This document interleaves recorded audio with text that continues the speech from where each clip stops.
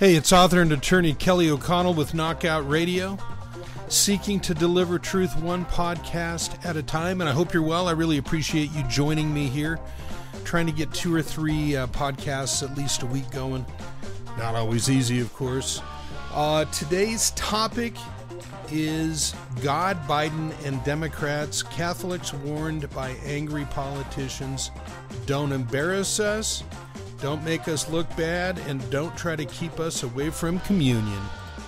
So in weird news, 2 stories for you. One with a famous person, another one is with a very unlucky unknown guy.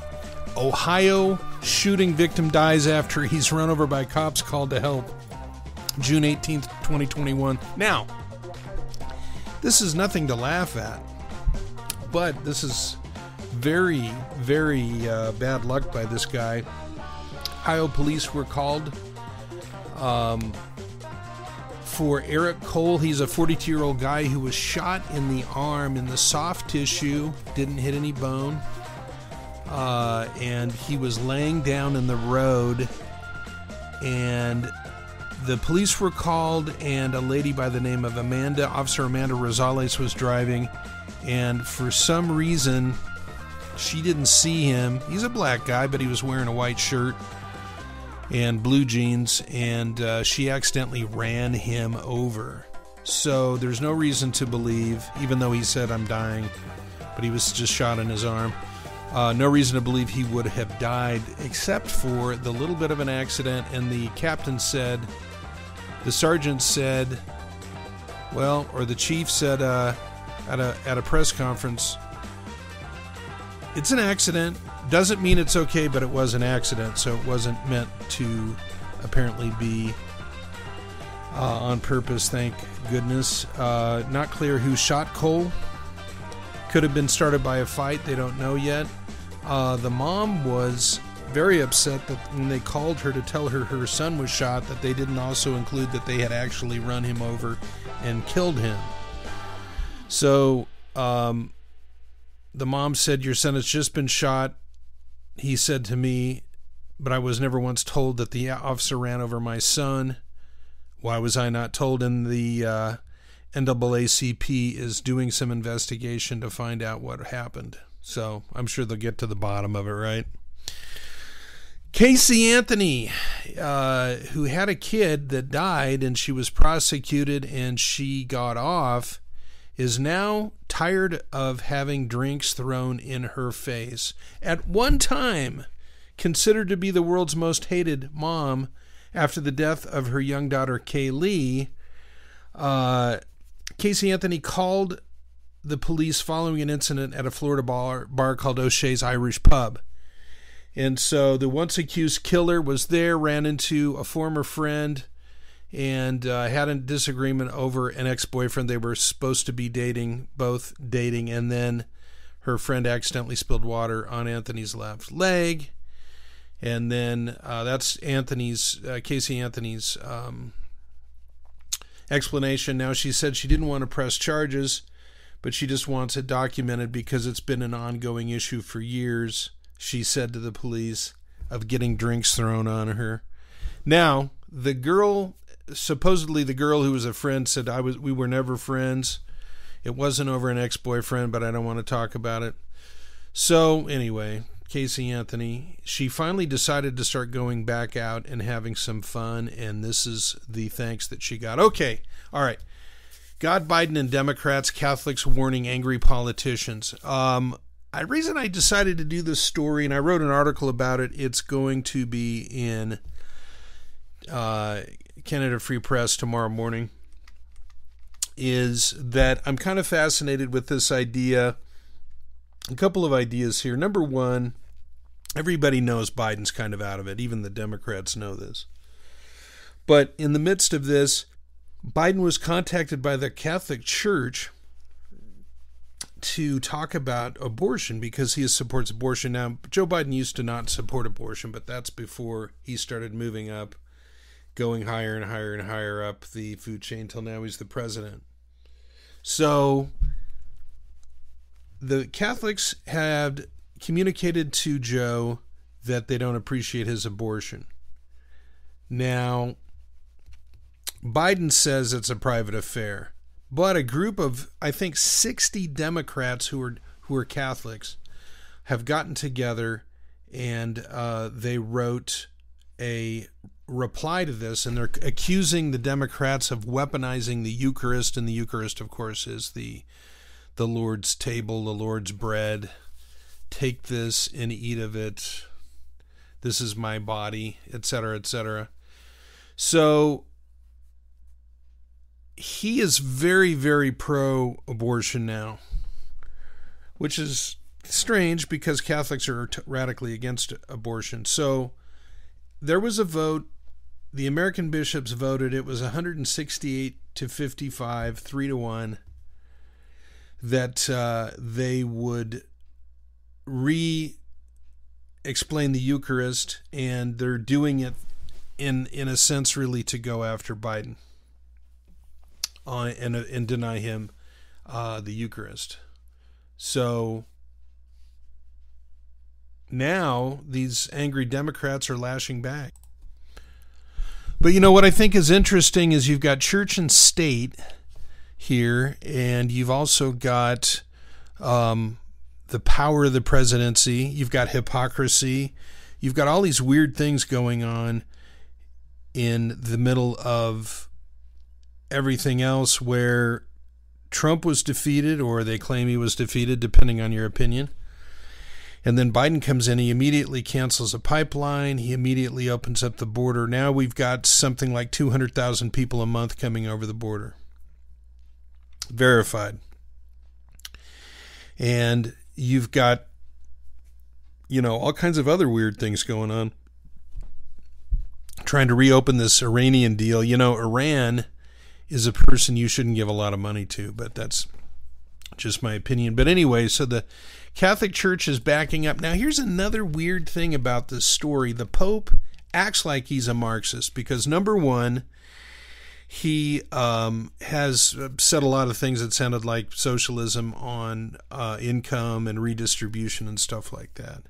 He's also said, when they ask him about pedophile priests, they said, "Who am I to judge the priests?" Well, you're the Pope. You're the one person in the country who actually, or the world, that actually has the right and the duty to judge these priests. He said you didn't have to be a Catholic to get saved. And so here's the teaching of the Catholic Church. Everybody gets saved who's a good person. But why become a Catholic? You're ruining your own brand. And then he says there is no hell, so that gets rid of the reason to go to church. And, these are all elite positions. They're very sophisticated.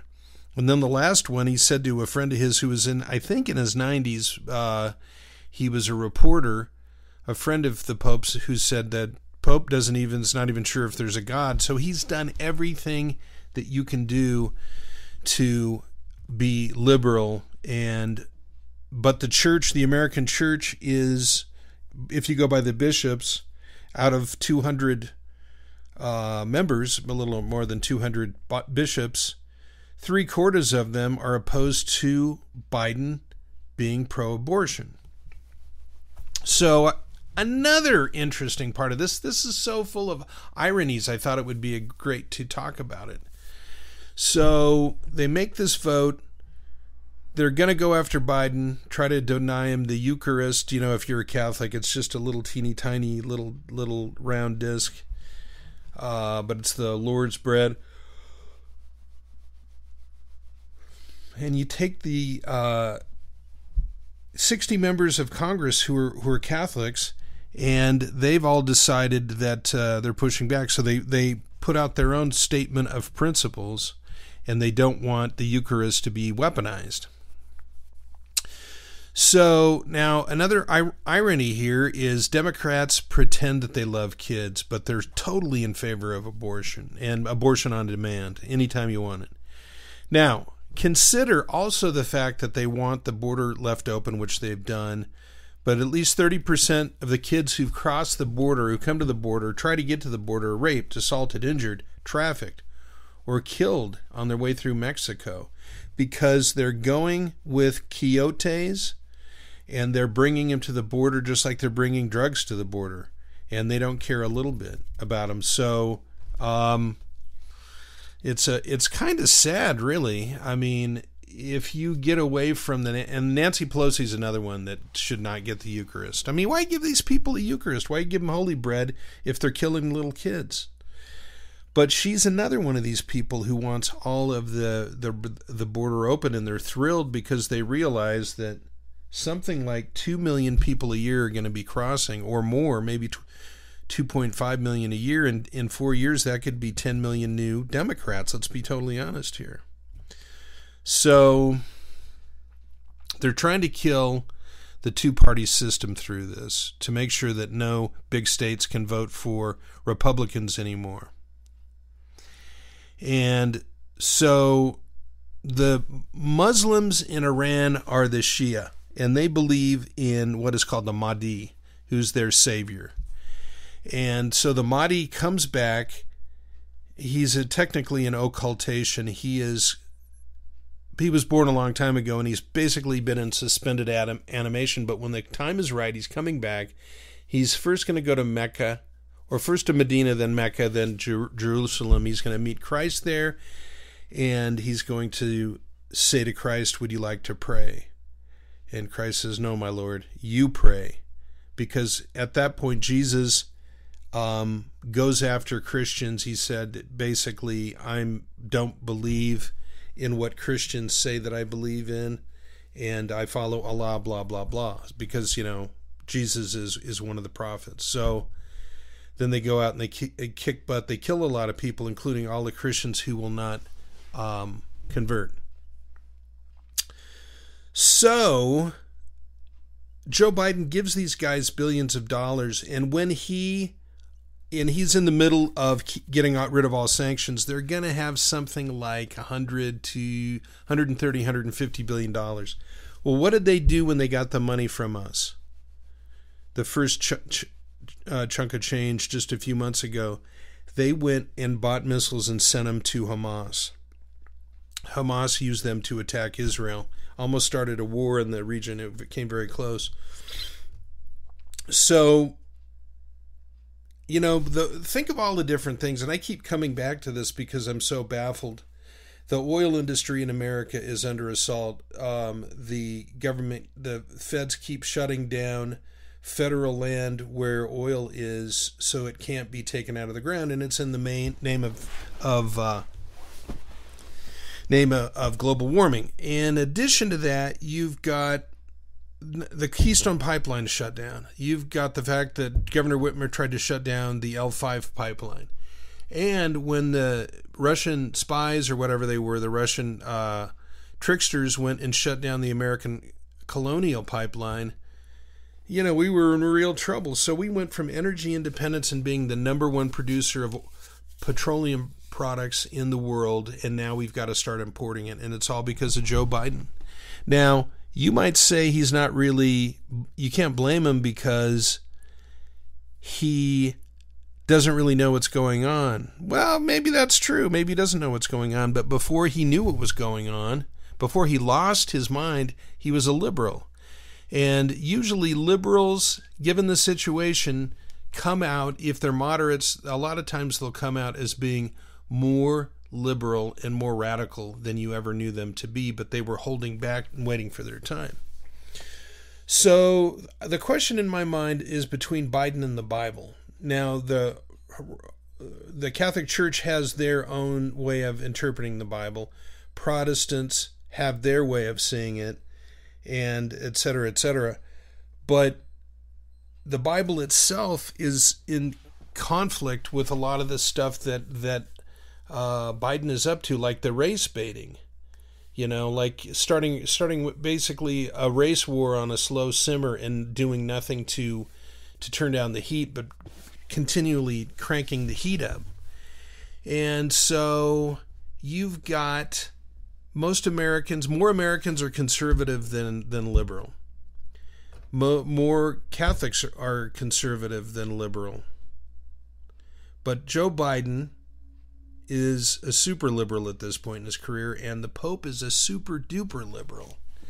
And so I don't know what the Pope thinks about this vote in America, but there is a certain amount of freedom for the bishops and such. So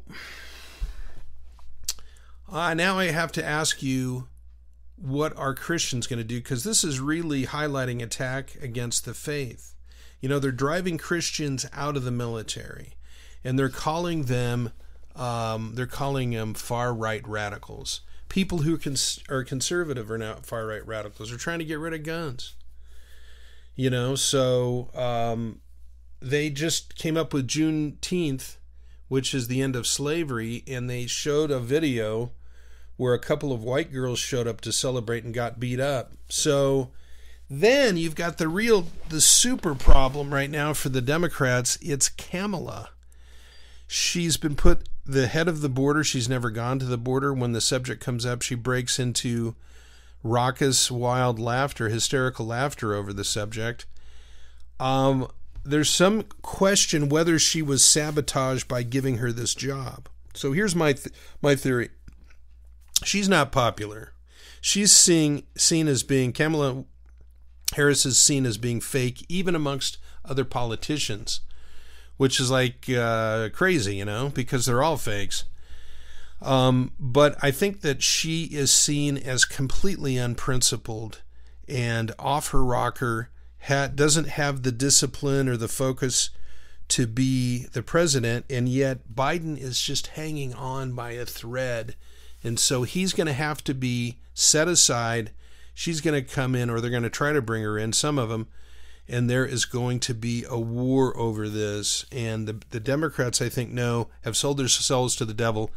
They went for the short-term win, and I think it brings up the idea that Trump can come back and run again. Now, will he win? I have no idea, but I know that every single day that goes by, he looks better and better. His decisions, maybe not his attitude didn't, but so God blessed America, and we grew great by church teaching and biblically derived public policy. We tend to be very helpful and generous and kind, and also militaristic depending on the situation. But we're a good force for the world and have been for 100 years. But here's a question. Is God going to stop sporting with us, toying with us, since we've become apostate? I mean, the churches, if you read about this, the churches are across the nation are starting to become more and more empty. A quarter of the people claim to be of no religion. So atheist, agnostic, whatever. And the church itself is not doing a good job, and it's either woke or it's falling into becoming worldly. Now, let me ask you this. Here's a question. This is a head scratcher, and I think you'll see the contradiction here and the problem. The church wants to become more worldly because it's cognitive dissonance. We all want to get along with the world. We all want to fit in, right? And so there is a natural tendency to look at the way the world talks and its science and its philosophy and everything and see it as being true, obviously true. And one example would be gay homosexuality was looked down upon until just a few decades ago. Now it's not only accepted, but gay marriage is established. So if you're going against that in other parts of the modern world, then you increasingly look like a fanatic, and a lot of churches don't want that. And so what they do is they take in the teachings of the world. But the problem with that is, and I think you can't help but agree with me, once the church becomes like the world, there's no reason to go to church because you've already got the world. You're already interacting with the world every day. You know what they believe. You know what they teach. So there's no reason to go to church. So these churches that become worldly then lose strength and shrink and then die. And so there's all these churches, and I was amazed when I read the 6,000 to 8,000 church buildings are lost every year. And a lot of these old sects, the old Presbyterians, the old Methodists, etc., are losing congregations, and then they can't. The church can't afford the upkeep of the buildings, and so the buildings are sold. And a lot of times, I mean, they're in prime parts of cities across the nation, and they're turned into very trendy apartments and that type of thing. So the main question, though, if you're a Christian and you're being worldly, maybe you're supporting Biden, what do you gain from that? I mean, why not just stop being a Christian and just go out and join the Democratic Party or whatever, support Biden? But if you are a Christian, it seems like the only game in town is to stick with the traditional theory of life and teaching, and to stand up and fight against these guys, because you know what? We are so close to a tipping point. Anyway, Kelly O'Connell, thanks for tuning in. Would you please do me a favor? And if you like the video, click on like, and also subscribe to my channel. Trying to get bigger, trying to get more arguments out there, ideas, facts. And I appreciate you spending some time with me tonight. Hope you have a great day tomorrow, and I'm going to get another one of these shows put up very, very soon. Thank you, and God bless. Bye-bye.